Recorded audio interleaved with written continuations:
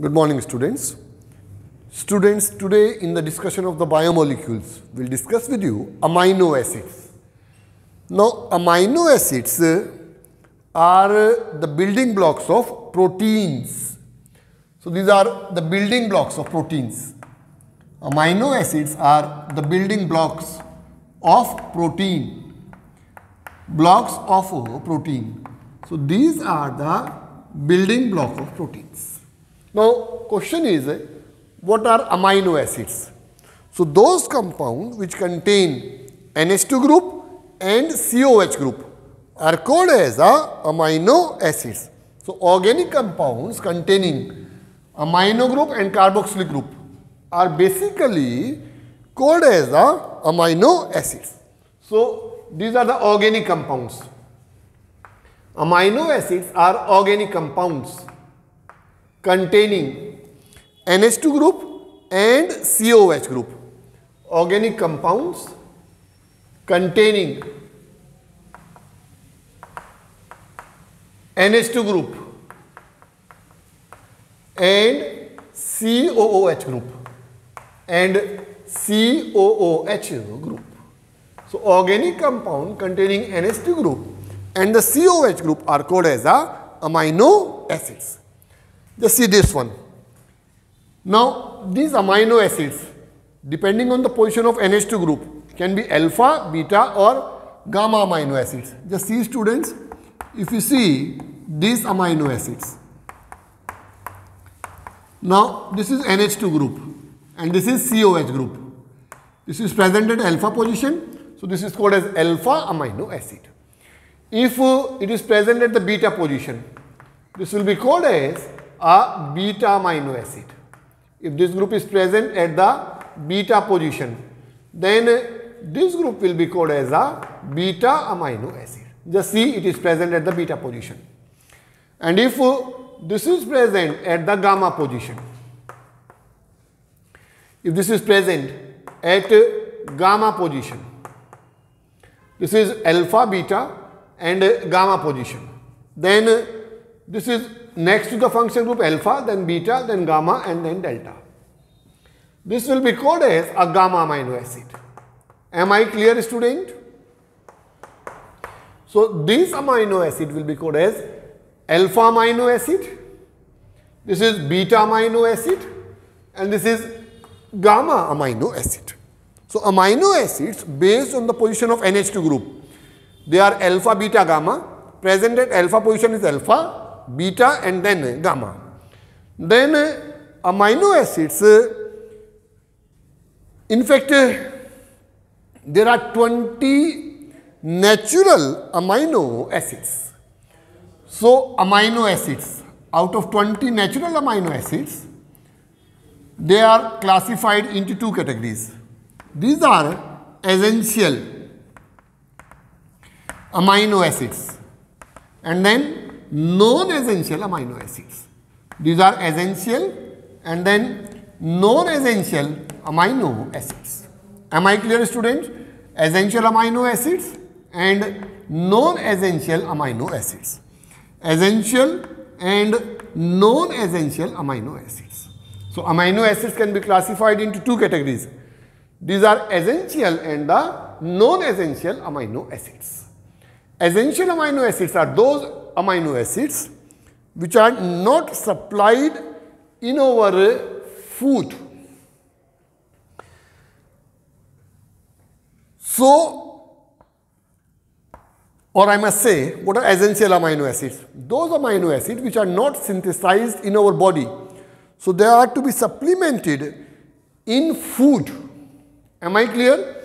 These are called as essential amino acids. I repeat, the amino acids which are not synthesized in the body and hence are to be supplemented by food are called as essential amino acids. As for example, arginine, as for example, histidine, etc. Am I clear, student? Now, non-essential amino acids.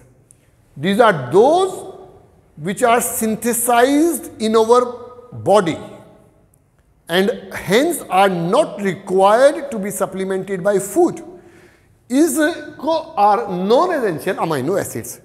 As for example, glycine, then glutamic acid, etc. Glycine, glutamic acid, etc.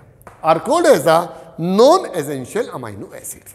So amino acids are clear. They can either be essential or they can be a non-essential amino acids. Now, amino acids, they can also be classified as acidic, basic and neutral amino acids. They can also be classified as neutral amino acids. Then basic amino acids, neutral amino acids, and then basic amino acids, and then acidic amino acids. So they can be classified as neutral amino acid, basic amino acids, and acidic amino acids. Neutral amino acids are those which have equal number of NH2 and COH group. Am I clear? So all those amino acids which have equal number of NH2 and COH group. So they have equal number of NH2 and COH group. Equal number of NH2 and the COH group. Basic amino acids, they have more NH2 and lesser COH group. So more NH2 group are present. They have more NH2 and lesser COH group are present. More NH2 and lesser COH group. And acidic amino acids, they are those which have more COH and lesser NH2 group. More CONH and lesser NH2 group over here. So amino acids can either be neutral amino acid, basic amino acid or acidic amino acid. Neutral have equal number of NH2 and COH group. Basic amino acid have more number of NH2 and lesser number of COH group. Acidic amino acid have more COH group and lesser number of NH2 group. Am I clear, student? So amino acids can be classified as alpha, beta, gamma. They can be essential or non-essential. They can be neutral, basic or the acidic amino acids. Now, if you look at the amino acids, if I talk about the neutral amino acids, example can be glycine. Similarly, the basic amino acids, example can be lysine, this can be lysine, and then for this example can be aspartic acid. Aspartic acid. Now, see very carefully, students, over here. Fine. Amino acid, they have a NH2 group and COH group which undergo the neutralization process. I am rubbing this over here. If you look at the amino acid group, they have NH2 group and COH group which will undergo the neutralization. You must understand this very carefully. If you write down amino acid, this will be NH2. And then we have CHR, NH2, CH, and then R. And then over here will be COOH. The C over here, this is amino acid having a carboxylic group as well as the amino group. Fine. Here in this carboxylate ion over here, if you look very carefully, student, this group COH is acidic group. This is acidic in nature. And this NH2 group is basic in nature. Now, if acid loses the proton and it goes to base, if from here the hydrogen ion is removed and it goes to base, so it will become NH3 positive group. This will be CH2, CHR, and then COO negative. Is it clear? Just see very clear. In this molecule, both the positive and the negative charges are present. So this ion is called as a zwitterion. Very, very important from the board point of view. So what are zwitterion? The ion containing both the positive and the negative charge. So the ion containing both positive and the negative charge. Ion containing both positive and negative charge is known as a zwitterion. Is it clear? This NH2 group is basic in nature and COH group was acidic in nature. In the zwitterion, both positive and negative natures are present. Now, if you look at the case 1, just see the very carefully. If you look at this zwitterion, zwitterion will be NH3 positive, then CH, and then R, and then COO negative. If we carry out the reaction in acidic medium, what will happen? It will result in the formation of NH3 positive and CHR and then COOH. What charge does it have? It have a positive charge. So it will migrate towards the cathode. So in acid medium, they migrate towards cathode. In acid medium, they migrate towards cathode. So migrate towards cathode. So when we consider them in the acid medium, they migrate towards cathode. Similarly, if you consider the case second, in case second we have NH3 positive, then CH, R, and then CO negative. If we react with a basic medium, what will happen? It will result in the formation of a negatively charged ion. So it will result in the formation of NH2 and then CH and then R and COO negative. So in basic medium, they migrate towards anode. They are negatively charged, so migrate towards anode. Am I clear? So in basic medium, case second was in the basic medium. This will be the question in the board examination. If we have a zwitterion, under what condition it will migrate towards cathode? In acid medium. Under what condition it will migrate towards anode? It will be under the basic condition. What are zwitterion? The ion containing both the positive and the negative charge. Next is what are isoelectric point?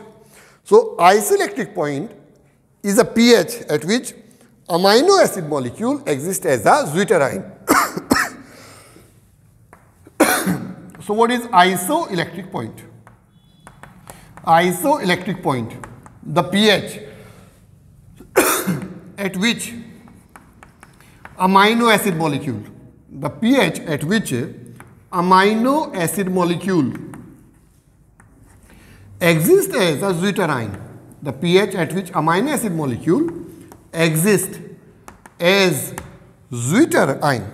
The pH at which the amino acid molecule will exist and exist as a zwitterion is called as a isoelectric point.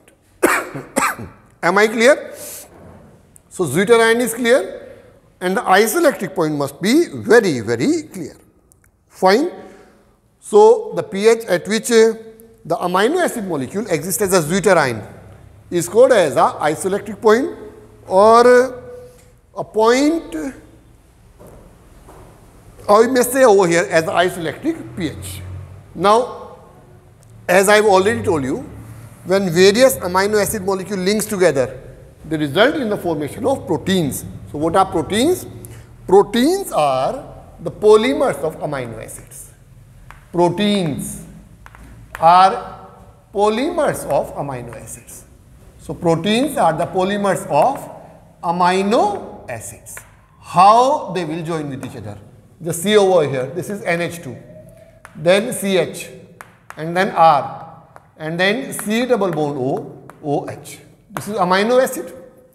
When it join with the another amino acid molecule, when it join with another amino acid molecule, what will happen? We'll remove a water molecule from here. And what will happen? These will join with each other. NH2, CHR, C double bond O, and then NH, then CH. This will be R and this will be COH. This bond is called as a peptide bond.